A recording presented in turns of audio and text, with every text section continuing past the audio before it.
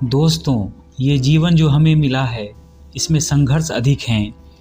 एक मनुष्य अपने जीवन से लेकर मृत्यु तक संघर्ष ही करता रहता है। बिना संघर्ष के जीने का मज़ा भी नहीं है, क्योंकि संघर्ष से हमें आत्मबल मिलता है, हम स्ट्रांग बनते हैं। यह हमें जीवन की कठिनाइयों से जूझने की ताकत प्रदान करता है। लेकिन अक्सर हम परेशानी के वक्त ऊपर वाले को कोसते हैं, अपनी किस्मत को कोसते हैं, अपने आप को बेचारा फील करते हैं। दोस्तों, एक बात हमेशा याद रखना चाहिए कि भगवान मनुष्य को उसकी सहन शक्ति से अधिक परेशानी में नहीं डालता, ये उसका वादा है। दोस्तों, संघर्ष के महत्व को आज हम इस कहानी से समझते हैं।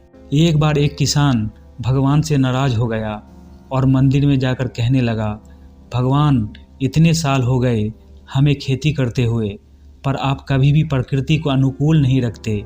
कभी ज़्यादा पानी बरसा देते हो, कभी सूखा कर देते हो, कभी ओला गिरा देते हो, कभी आंधी, कभी बर्फीली हवा और कभी लू चला देते हो। यह क्या तरीका है? खेती ऐसे कैसे होगी? भगवान बोले, तो क्या करना चाहिए बेटा? वह बोला, 1 साल के लिए पावर मुझे दे दो, मैं बताता हूँ खेती करने के लिए मौसम कैसे रखते हैं।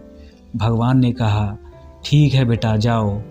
फिर किसान ने बीज बोया, प्रकृति को बहुत रमने रखा।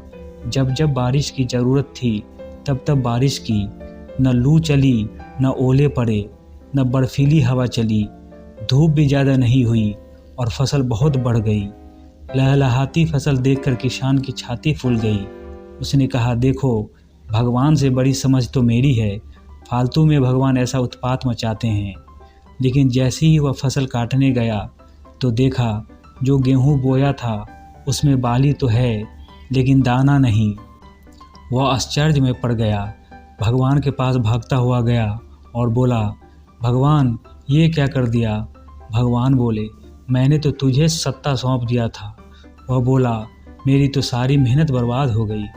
भगवान बोले, बेटा, तूने पानी बरसाया, बीज बोया, हल चलाया, सब कुछ खुद किया, लेकिन तूने आंधी नहीं चलाई, ओले नहीं बरसाए। तूने इन पौधों को जूझने की क्षमता ही नहीं दी। जब आंधी आती, तेज पानी आता, तेज हवाएं चलती, तो ये पौधा उससे जूझते और जूझने से इनके अंदर एक अलग ऊर्जा उत्पन्न होती और वही ऊर्जा इनके फल के रूप में फलती। संघर्ष ही नहीं करा तो फलेगा कैसे? दोस्तों, अपने अंदर ऊर्जा पाना चाहते हो तो चुनौतियों का सामना करो और अपने आप को मजबूत बनाओ। अनुकूलता में मत जियो, प्रतिकूलता को भी अपनाओ।